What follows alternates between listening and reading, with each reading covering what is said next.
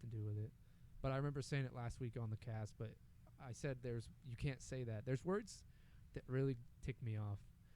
There's words that immediately, I call them words you can't say, but you can obviously say them. But if somebody does say them, you instantly, it's like right there. You know that they don't know what they're talking about.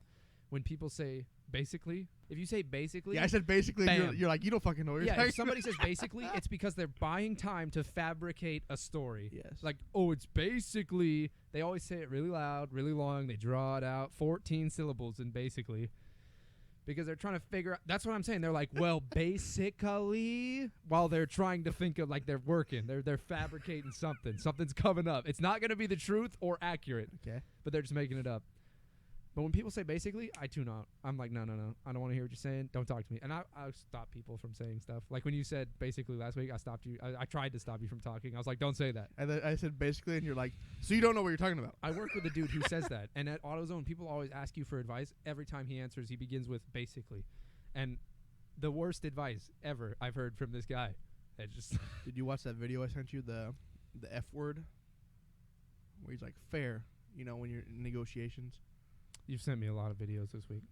It was like right after we talked. It's basically right after the podcast last week. I sent it to you, and it's like it was like a masterclass thing. And the guy's like, let me see if I can find it. I'm gonna send. He's like, the F word in negotiations, fair.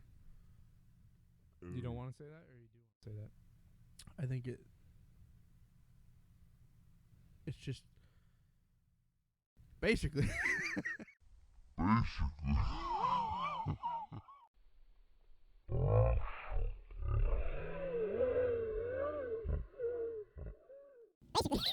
Basically. That's what I'm saying. You can't. If you say that, I will stop listening. I know. Or I will stop you from talking. And that has nothing to do with you.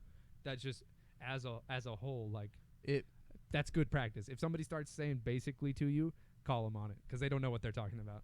That's the only reason they say it. Yeah. Because they're trying to break it down so they can understand it rather than you. Basically. And the other word was unfortunately. Waste of breath.